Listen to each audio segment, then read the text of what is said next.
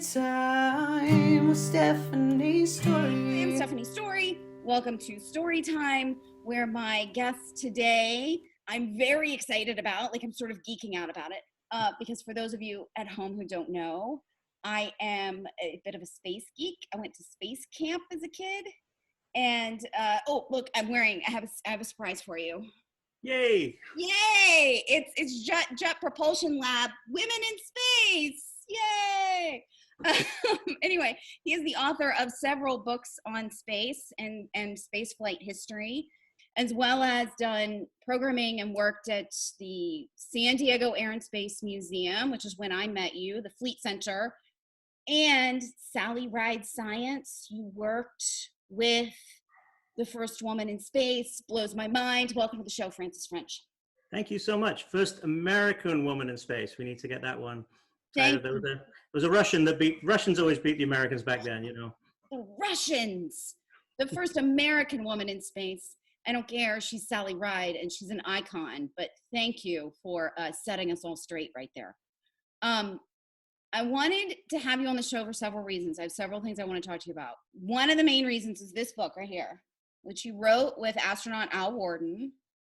Now, for the people at home, so I don't have to go through it, will you tell the people at home who Al Worden is? Yeah, and unfortunately, Al passed away the 18th of last month. We just lost him at the age of 88.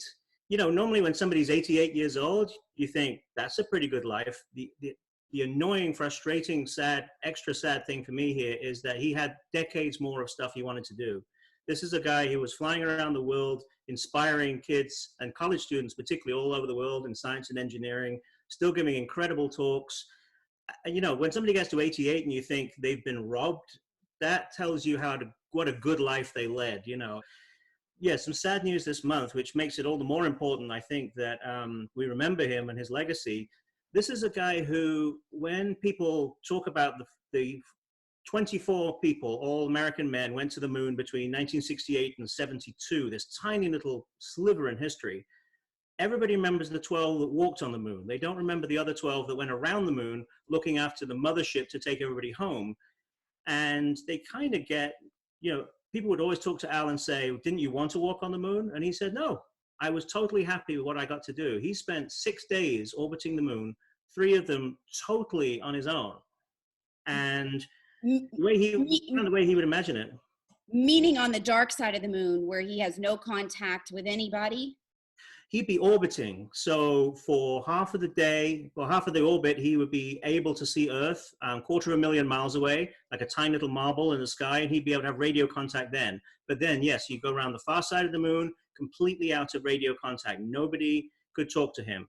And he actually still holds the record books for the most isolated person in existence. There was him, there were 2 people on the surface of the moon, on the other side of the moon from where he was, and then everybody else alive back on Earth 250,000 miles away. So as far away as you can get. So while we're all going through this quarantine right now, you know, this is like the most extreme quarantine you can imagine. And he actually had some really interesting ways of dealing with that I can tell you about as well if you like. But he thought he had the best seat, because imagine if you had a chance to, if you were an alien coming to Earth and they said you could either spend 3 days orbiting the planet, looking at the oceans and continents and everything from above, looking at the beautiful sunrises and sunsets, or we could land you in a gravel pit and you could walk 3 miles in any direction and that's all you're going to get to see. You'd pick the orbit, right? That's pretty much what happened with Al flying around the moon. He got to spend all that time looking down, doing science experiments and just marveling at the majesty of this alien world that's so close to us, and yet that's the only time we've ever been there. So incredible journey that guy went on, and I was so honored to be able to write that book with him. Now, you mentioned something earlier, which is what I wanted to ask you about, and then I want to come back about the majesty of what he saw. But I want to start with the alone, because that's what we're all dealing with right now. Like, so much of us are grappling with this pandemic and quarantine and the social distancing stuff, and we all feel so alone. What did he tell you about that experience? How lonely it was, how he coped with it, how he kept from going a little mad up in space by himself? What did he tell you about that? Yeah, if I go back to like 1959 and when they were selecting the original astronauts, the Mercury 7, the ones in the Right Stuff movie and book you might be familiar with that Tom Wolfe wrote about, psychologists, doctors had no idea what might happen to people in space. They thought they might look out the window and go crazy looking into the infinite distance of space. You and I know that's not true. I mean, you go out at night and it's not cloudy, you're looking up into the infinite distance of space as much as anybody in space is. But doctors didn't know. So what they did, though, very wisely, was they chose single-seater jet test pilots to be most of the astronauts. There were a couple of scientists and other people, but most of them were people, their entire career was getting into one of those tiny jet cockpits where you're squeezed in there and you go flying off remotely for hours. These were guys who had chosen a remote career. And when they got to the moon, they actually liked it. Al was very similar to Mike Collins, who was on Apollo 11, who, again, everybody talks about Neil Armstrong and Buzz Aldrin having the best job, and Mike, didn't. And was he lonely? He said no, he loved it. So imagine being crammed into the front seat of an SUV with your people you are not necessarily best friends, just people you've been chosen by somebody else to work with. You're wearing very bulky spacesuits. So imagine putting on all your winter clothes in one go, getting into the front of that SUV, three of you, you're touching the door on one side, you're touching the door on the other side, you've got people like that, and you go all the way to the moon like that. And then you get there and those two disappear. And all of a sudden you have it to yourself. You'd be like, oh, thank goodness. I love it. And then you're trying to do the work you want to do, and you've got Houston in your ear all the time. Have you updated this? Have you updated that? When you go around the moon, there is no way they can talk to you. You have all that moon rock, the whole moon in between you and a radio signal. So they can't tell you what to do. They can't disturb you. So the most alone times that we would imagine being terrifying, he loved it. He's like, I got all this room. Nobody's bothering me. They can't talk to me. Loved it. And he got to do something that we describe in the book that I was really honored to work with him on, which is he got to have a little human experience that we can imagine, but you know what it's like when you actually do something compared to imagining it? He's on the other side of the moon. He's as far away from Earth as anybody has been or ever will be for goodness knows how long. He's looking out into the universe. He can see stars beyond the limit of his vision. The stars are so bright, even though it's dark, the stars are bright because that's how many he can see. It's just like a blizzard of stars. And he's looking out there and he's thinking, what does this mean? Where do we come from? We can't be the only life here. There must be other life out there in all those stars. He's just having these thoughts about what it's actually like to be on the tiny end of this little string that's managed to get him out there from humanity. And he's just out there on the end of it, experiencing it for all of us. And it takes decades for some of that stuff to process. And so by the time I'm writing the book with him, he's had a long time to ponder this and think about it. And he tells you what it meant to him, which is not necessarily an answer, but it's a very fascinating series of questions about what am I experiencing right now? What does this mean to be the representative of humanity at this particular moment? So that's why I loved writing this book with him, because you don't have to be into engineering, rocketry, space stuff. It's a human experience. What was it like to be there on the other side of the moon, experiencing that for everybody, and then able to share it? Was there a difference between how he felt being on the alone side and how he felt being on the other side looking back at Earth? Do you know, was there a psychological difference between those two sides? Absolutely, and particularly the transition between them, because if you've been alone or on the far side of the moon, you may be in complete blackness. You may be looking down at a very barren landscape, which might have some browns, mostly grays and blacks. You're not seeing much color. And then all of a sudden, 250,000 miles away, so tiny that if you put out your outstretched thumb, you totally cover it with your thumb, the tiny little blue marble of the Earth appears over the horizon, and it's glowing. You can look at pictures of it, but it doesn't give you the idea of glowing in the black. It looks lighter, but to see it glowing and know that all life that you know, everybody you know, apart from two people on the moon, is on that tiny little sphere. Everybody who's ever lived, everybody who's ever died, everybody who's ever going to be born in the rest of his life began there. Everything you know, everything you've ever experienced, apart from the last couple of days, is on that tiny little sphere of color.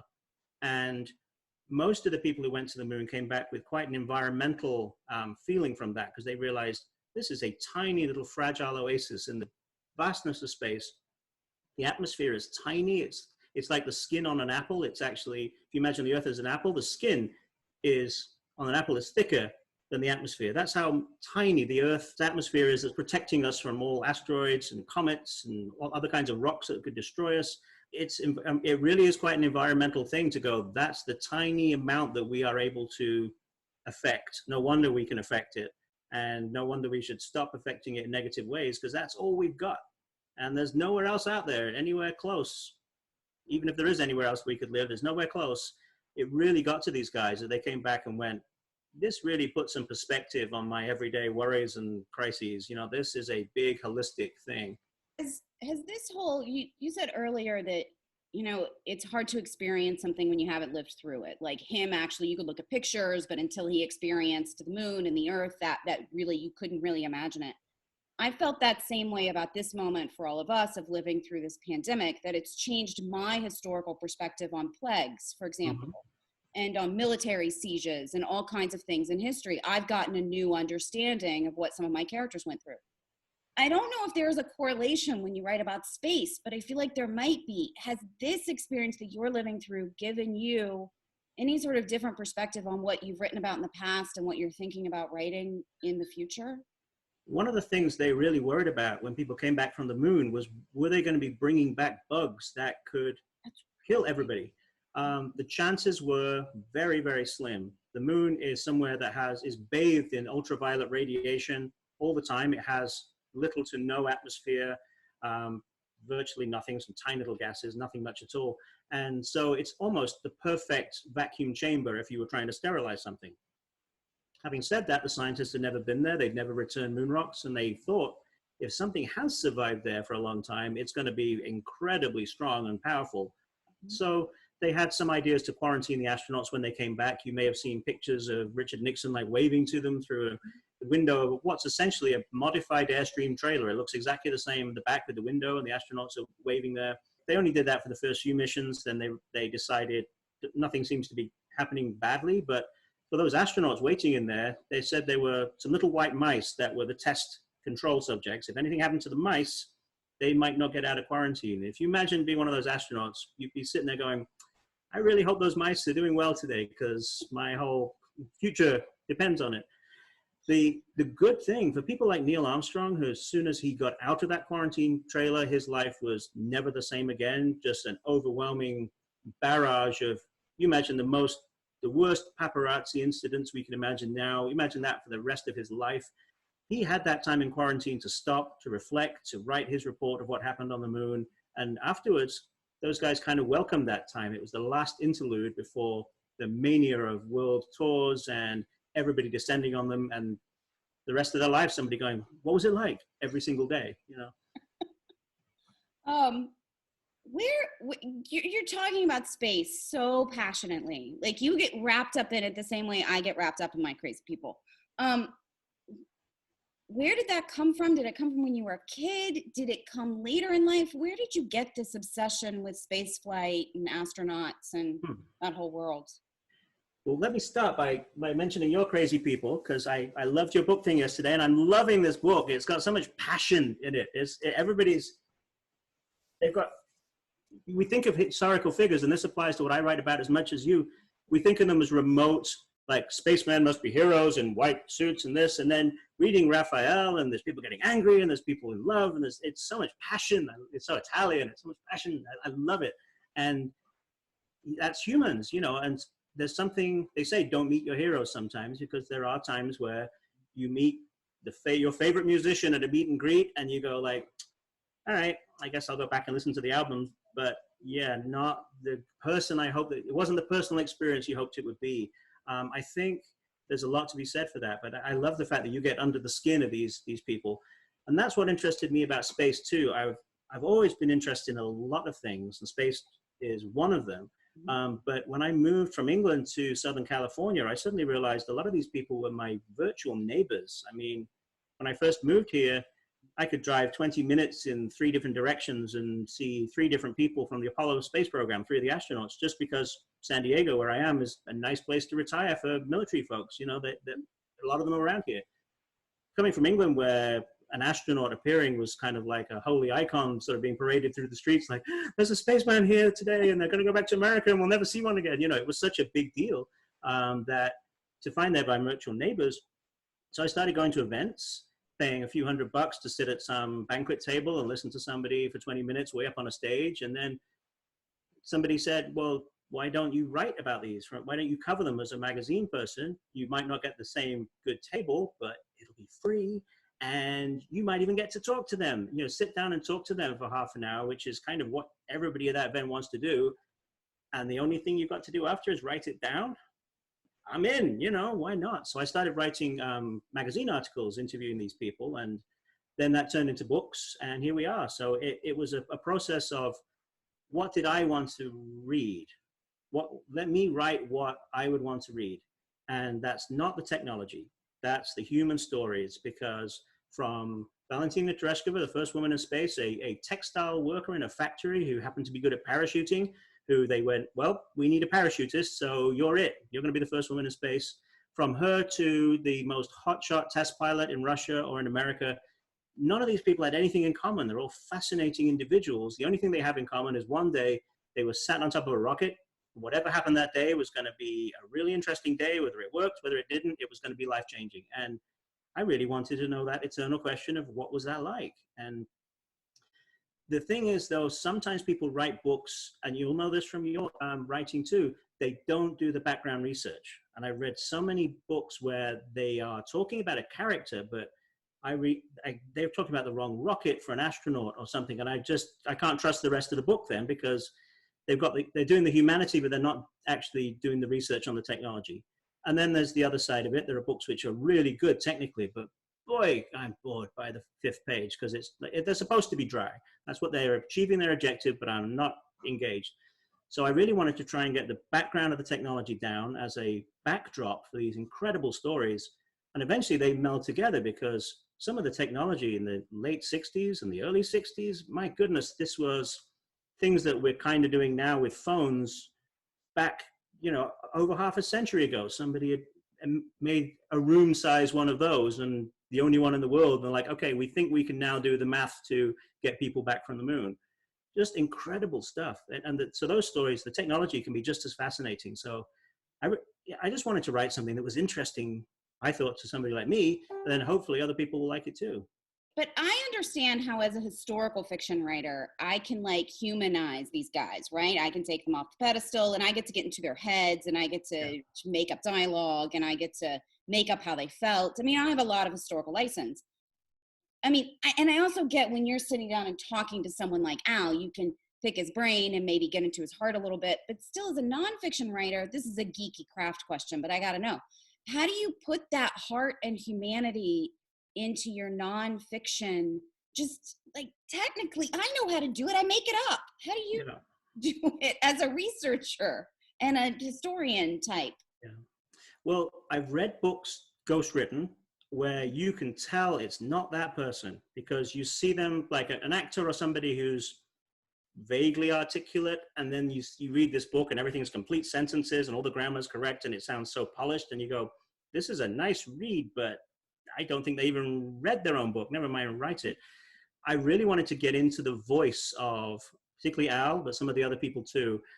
If you've ever seen video of Al, and he was on Mr. Rogers' show. He did a lot of TV shows going way back. And so there's a lot of video of him. He's kind of a little bit like Sid Caesar, the old comedian. You know, he's one of those kind of, let me tell you kind of guys. And he's a great fireside anecdote teller. So I had the interesting challenge of being, this pasty English boy trying to get into the mind of a Michigan farmer who's literally twice as old as me at that point, from a Michigan farming family with all that kind of accent and that kind of way of expressing things. And I just listened, and he's a great storyteller. So it was relatively easy. Most of it's oral history stuff, and most of it's I'm taping interviews with him.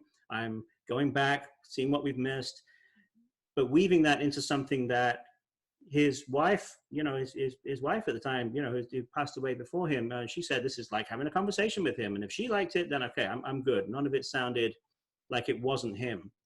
That was always the key, was to try and get out the way, really, and let the story breathe and let the story tell itself. I don't want to be in the story. I want to be the method through which the story is told. So I loved it. And it's fascinating talking to somebody who had a a couple of days in space 40 something years ago at that point, and how much they remember and how much they forget. Just like with anything, imagine if you went on a really good vacation, and then every day after that for the rest of your life, somebody said, what was that vacation like, Stephanie? And you'd be like, after a few days, you'd forget your original thought. You'd be like, yeah, there were nice palm trees and the beach was nice and I had a great Mai Tai, and you'd be just repeating. So there were stories that this guy was very used to saying, but there were other things, particularly when everything they said in space, some secretary transcribed it, and that you can find these old typed things. I'd say, well, what about this? And he'd go, I haven't thought about that for 40 years. What was that? And then it would come back, and then you could see this original memory from being around the moon coming out from behind this guy's eyes. And that's very special. There are other times where he didn't remember anything, but he's like, I guess that's what I said at the time. And so then we're working on reconstructing something that we have evidence happened. Most of it, though, these guys were chosen for a reason. They are sharp. Because I would say something, and then I would go read a report he wrote when he got back from the moon in 1971, and I'd be looking at my transcription, I'd be looking at the report, and I'd be like, this is almost word for word. And he hasn't read his own report for 40 years. These things burn into the memory. It's an amazing thing. And the thing about Al, too, is it wasn't just one of those stories like, it sounds weird to say just, but it wasn't a story where he just went to the moon and came back and had a parade and rah, rah, rah. He came back as a hero, and then he got fired within the year. He was told, get out from NASA within the week. We don't ever want to see you again. It's almost like one of those stories of triumph and tragedy. He went through this sort of wilderness years. It becomes almost King Lear-esque in the sort of tribulations he went through. He ends up restoring his reputation over decades. He managed to come back. The end of the story is actually the book, because people had assumed what happened to him and the reasons he got fired. He is a dignified guy. He was somebody that wasn't going to get into gossip. He decided after that many decades, it was time to tell the truth. And he did. And so the end of the story wraps up, and the book becomes the last chapter in itself. And knowing I'm writing with somebody who is of that age as well was in my mind. Test pilots never think about death. They analyze other people's deaths. They go, well, that guy, I don't know what he did wrong there. He crashed. It wouldn't happen to me. They don't think about death.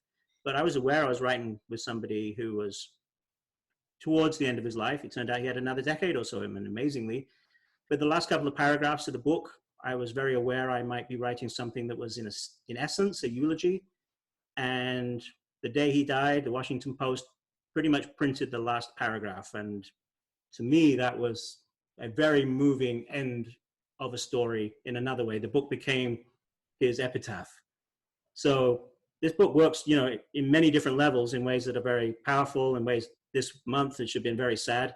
But thank goodness we got this down, because this stuff passes into human history in so many ways that don't get recorded unless we write these kind of books. So yeah, something I feel very strongly about. Obviously, and that is amazing front row to humanity to sit there with somebody like that. And it made me think about, I'm obsessed with these huge figures of art who do these great things. And all, as you said, all of these astronauts were these brilliant guys and women, men and women, who were, was it passion that drove them all? Were they all super passionate about, you would have to be, right?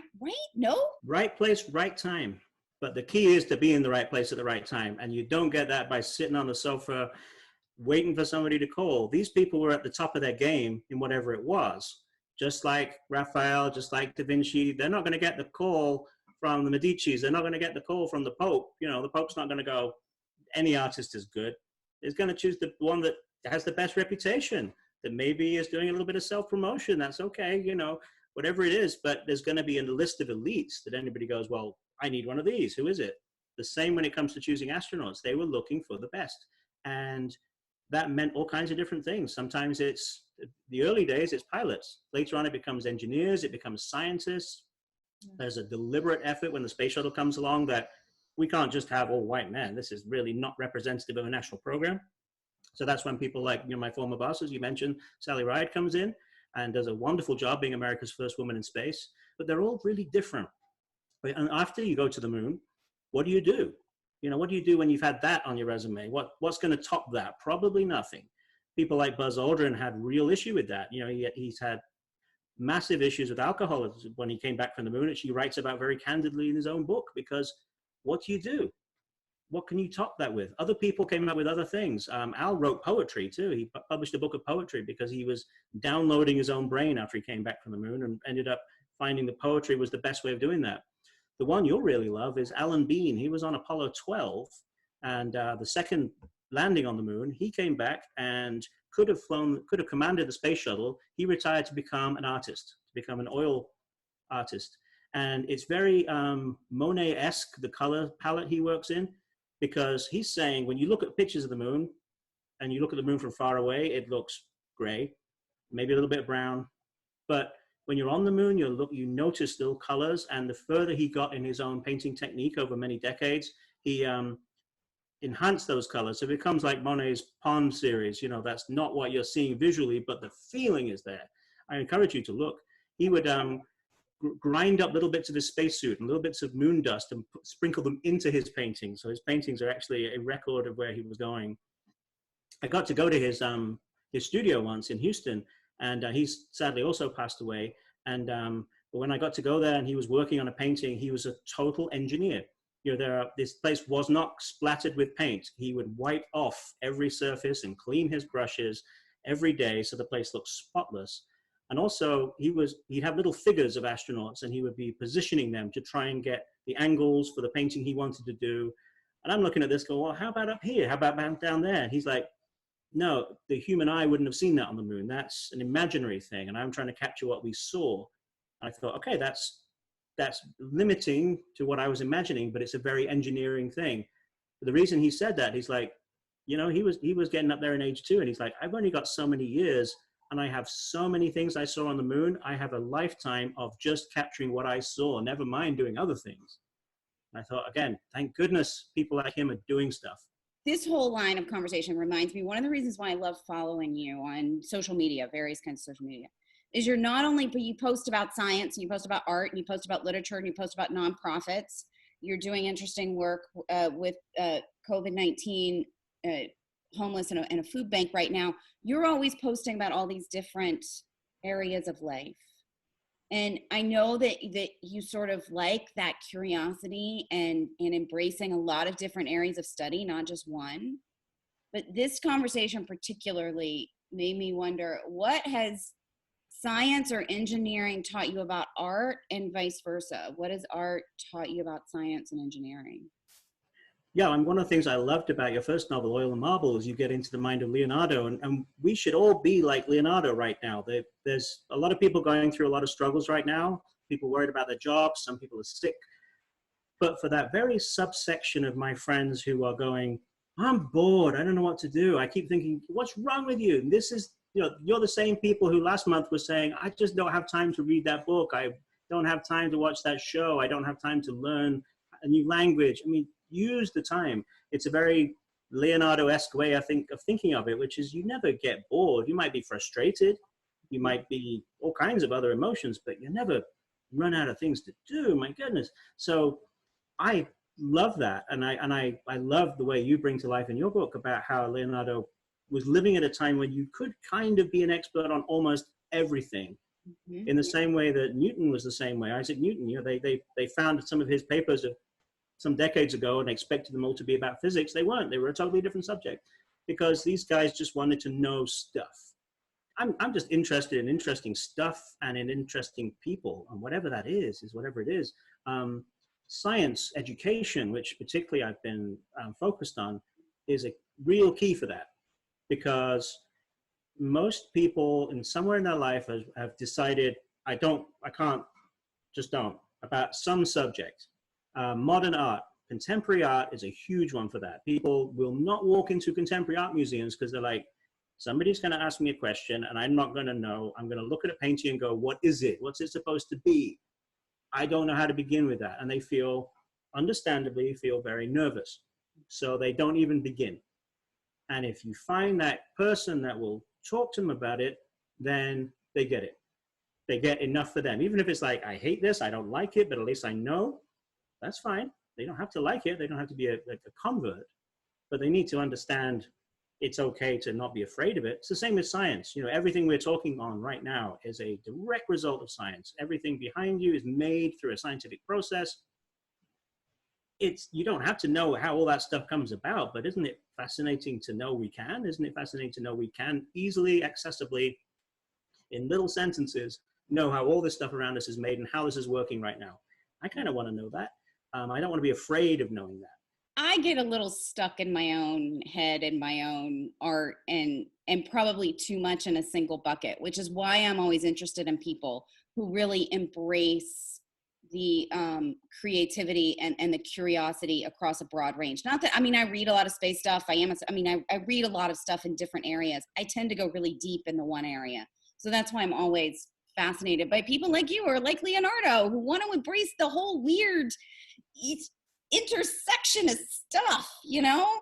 I'm so glad that you get fixated on something, because then you research it for years and you write a wonderful book. It's great. Thank goodness you're doing something with it. You know, it's the people who don't do anything with it. That's different. I was going to ask you, we're basically out of time, but I am going to ask one more question. So during the pandemic, you have been down working in a food bank in San Diego. I have not. I'm in Arkansas. I went down to our local food bank. I donated a little bit of money, but I haven't been down there interacting like that. What have you been seeing? What has this been like from that point of view? Well, in downtown San Diego, I'm volunteering at a place that does 2 feedings twice a week for the homeless population down there. What they're seeing is that the major services are beginning to dry up. They're trying to change direction on them, which is great. But in the meantime, there are a lot of pockets because a lot of people are not at work, understandably. Also, there's a lot of groups that generally volunteer for things like that, for their own personal safety concerns, for the fact that they're just not meeting right now to have those conversations. That's all evaporated too. So I've decided, because I'm younger and in generally good health, and because there's some really good safety protocols, and it's something I can do. I can go down there and help assemble food behind the scenes, you know, wearing gloves, masks, aprons, a lot of safety stuff. I can put food together behind the scenes and never actually interact with people is one job. I can also be prepping that stuff. And then the job that I like the most, which is actually taking it out there and, again, very safely with separation and lots of hand sanitizer and all kinds of other no touching, give this food to people. From a selfish point of view, to be thanked 200 times in an hour is, you feel like you're doing something. And from a non-selfish point of view, this is needed. This is something where services are understandably fractured right now. People are understandably and wisely limiting severely what they do, but I'm in a position where I can, and I feel fortunate for that. And I know there are a lot of people who can't. So I'm not trying to guilt trip anybody much, but if you can do, if you don't feel safe, that's fine. They are really limiting people over 65 right now on doing anything, because obviously the risks are apparently higher. But if you can do something, great. If you call a friend and see how they're doing, that kind of stuff. The kindness of humanity is coming out as much as the horror stories we see on television. And we forget that in all these headlines, I think, that people are essentially good. And we can be examples of that, and we can receive examples of that. And if you want to be selfish about it, it does come around. You know, it really does. That day where you're sitting there waiting for help from somebody, it will happen a lot more if you've helped 30 people in the last year. So it does come around. So even if you're not feeling particularly charitable, do it for selfish reasons. It works. I love you. I could have talked to you, honestly, for the next 3 hours. This was fantastic. I got to get back to reading this book. You are brilliant. You have such a great heart and such a great brain. And I loved this and just could have done it all day. So thank you. Thank you. You're talking to all these different authors whose book launches have been canceled. You're doing a lot for people. So thank you for all you're doing for people. I'm trying to do whatever I can to get us all through this moment and help us all.